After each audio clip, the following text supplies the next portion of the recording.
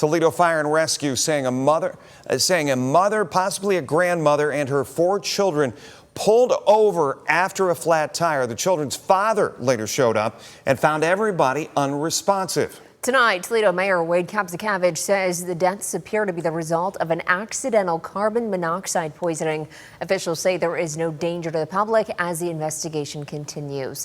While the circumstances surrounding today's investigation remain under investigation, many are asking how something like this can happen inside of a vehicle. Yeah, Steve Iwanek, he had a chance to speak with a longtime mechanic about how carbon monoxide can enter a car and what warning signs that drivers should never ignore. Steve? Yeah, Jeff Gailey, we hear about carbon monoxide filling up in homes, enclosed spaces like a garage or even in a car during the winter if a tailpipe is covered with snow. But as one mechanic put it to me today, having carbon monoxide fill up the inside of a car in the summer isn't nearly as common. Every gas-powered car produces exhaust.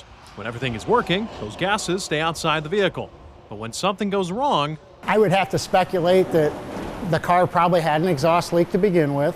Matt Vermilia has owned Econo Auto in Perrysburg for 25 years. He says exhaust leaks can happen in a number of places, but leaks near the front of the car can be especially concerning. Your exhaust is hot, so inherently, just like a hot air balloon, those fumes want to come up.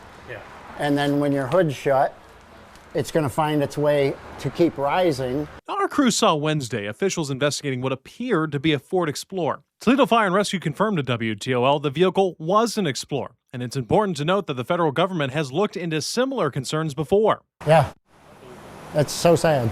The National Highway Traffic Safety Administration spent 6 years investigating more than 1 million 2011 through 2017 Ford Explorers. This comes after thousands of complaints about exhaust odors and possible carbon monoxide exposure. The agency ultimately closed the investigation without ordering a recall, but found exhaust gases could enter the passenger cabin. I've had people that say they get exhaust leaks, they get lightheaded when they drive, and yeah, that's a concern because that will sneak up on you. It's why he says tracking carbon monoxide is tricky.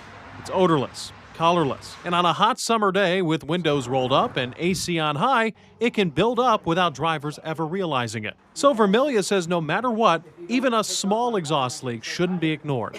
When in doubt, get it checked out. At the end of the day, it's up to the customer, but fixing things in an economical way is what we've always been about. Vermilia also recommends that drivers buy a carbon monoxide detector and put it underneath a seat. They're different than what you would put in a home, and they typically run about $60. And he stresses it could be the difference between life and death. And I also asked him if detectors should be installed in new cars moving forward as part of their design. And he says he could see that happening in the future. In studio, Steve Iwanek, WTOL 11.